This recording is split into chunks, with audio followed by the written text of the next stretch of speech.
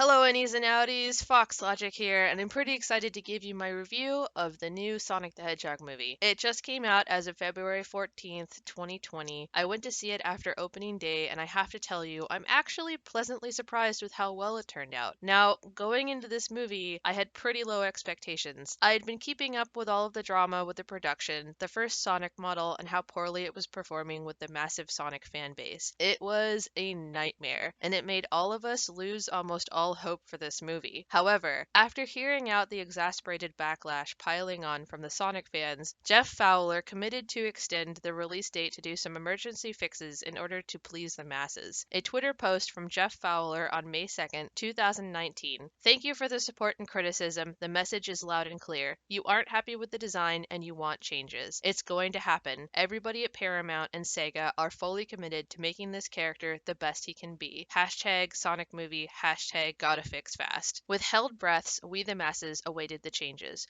Were they going to continue dashing our childhood against the cold ground of corporate siphoning? Or were they going to toss the toothy failure out and start over with more focus and direction in an effort to correctly portray Sega's Speedy Blue mascot from the 90s? Keep in mind, Sonic was expressly created to compete against Nintendo's own mascot, Mario. As of 1993, Super Mario Bros. 3 was the world's best-selling video game and is hailed by critics as one of the greatest video games of all time, grossing around $1.7 billion.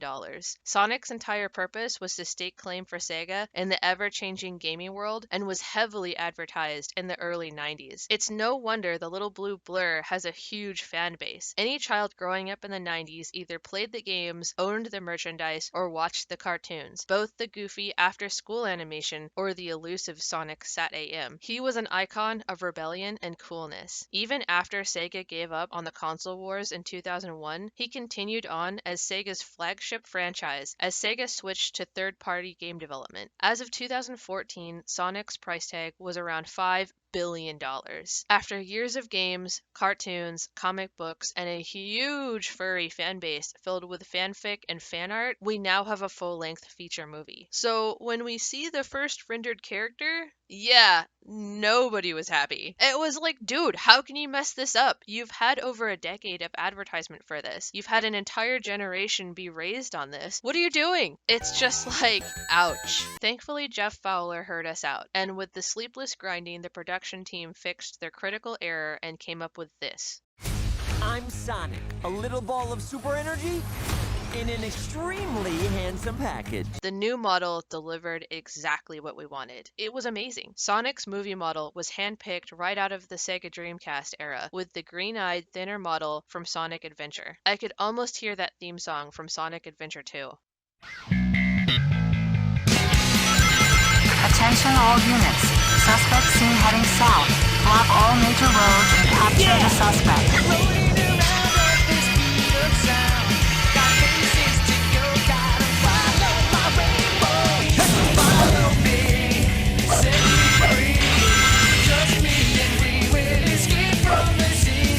Which is pretty fitting if you consider the premise of the movie. Now, the movie itself. There will be spoilers, so if you have not watched the movie and don't want it spoiled, please stop this video and go watch it before continuing on.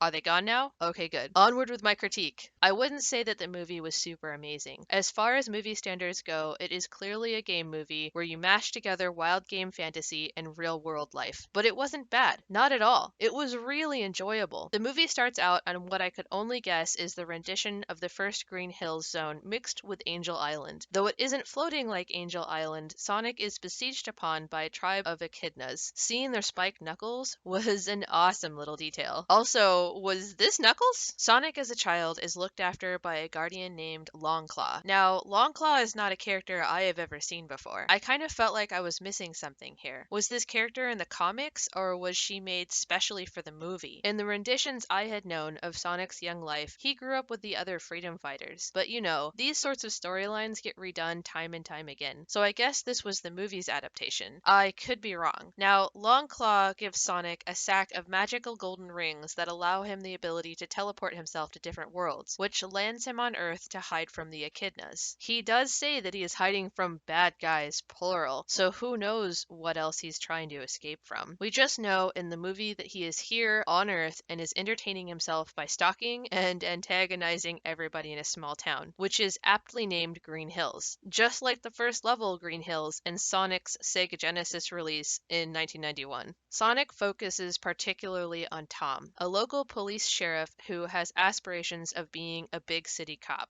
Bunny hops, anybody? Tom is married to Maddie, a kind-hearted veterinarian who I wish had a bit more character development. She seems to go with the flow and shows a bit of her own opinions on things, however, it kind of seems to remain surface level. Maddie does use her knowledge as a veterinarian to determine if Sonic is injured, but the scene lasts for only a few minutes. Otherwise, Maddie is just a support role for Tom. At the beginning of the movie, Sonic seems to be getting along by himself alright, until one night he decides to play baseball all by his lonesome, and comes to the realization that he is truly and utterly alone. Emotionally crushed by this, he has a bit of a tantrum, racing along the baseball diamonds until he runs so fast he creates a supersonic boom, cutting all power to Green Hills. Also, about this time upon editing, I kind of saw the badge in the corner after the blackout and noticed that the police station icon looks kind of similar to the little Green Hills flower that Sonic presents Longclaw, and I wanted to share that. I don't know, upon looking at it further, it doesn't quite look the same. It's quite a stretch, but you know, in a movie, there's no such thing as coincidences. Everything's on purpose. So I figured it was a neat little thing to point out. This sonic boom garners the attention of the government, to which they employ Dr. Robotnik to check out the strange electrical anomaly. Dr. Robotnik is played by Jim Carrey. I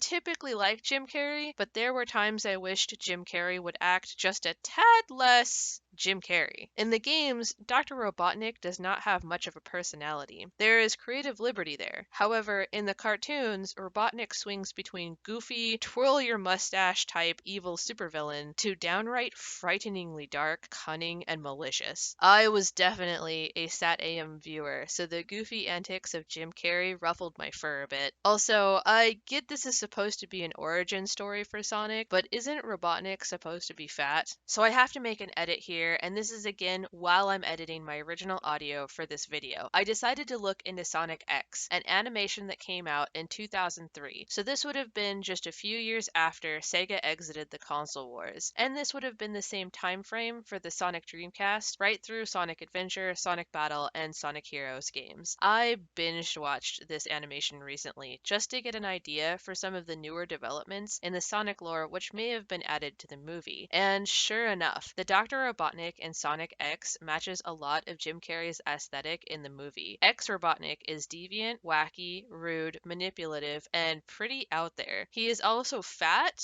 but not. It's hard to say. His core body is round, but he has the same spindly legs and arms that match the other characters' body types. Also, Sonic in Sonic X has his iconic green eyes, which in the before mentioned animations, he had no eye color. It is safe to say that Sonic himself stays pretty consistent through all of his animations and games, even down to his personality. Also, Sonic X and the movie have some similarities in plot, where Sonic is an extraterrestrial who finds his way into our world. However, in the cartoons, Robotnik is also an extraterrestrial, which in the movie he is a human born on Earth. At least, so the movie makes it out to seem. It's funny to me that I never really watched this animation at all. I had heard of it, but it was just not on my radar when I initially started making this video. I was going off of my own childhood experiences in the 90s. However, I feel that this animation and its related games contributed immensely as source material for the 2020 Sonic movie, now after watching it. Also, holy heck, there's Sonic Underground and Sonic Boom. I'm not gonna have time to binge watch it all. I acknowledge that these animations are out there, but I'm pretty confident I have landed on Sonic X and the Dreamcast games as the core source material for the 2020 Sonic the Hedgehog movie. And for sure, the Jim Carrey Robotnik relates the closest closest to the Sonic X series Robotnik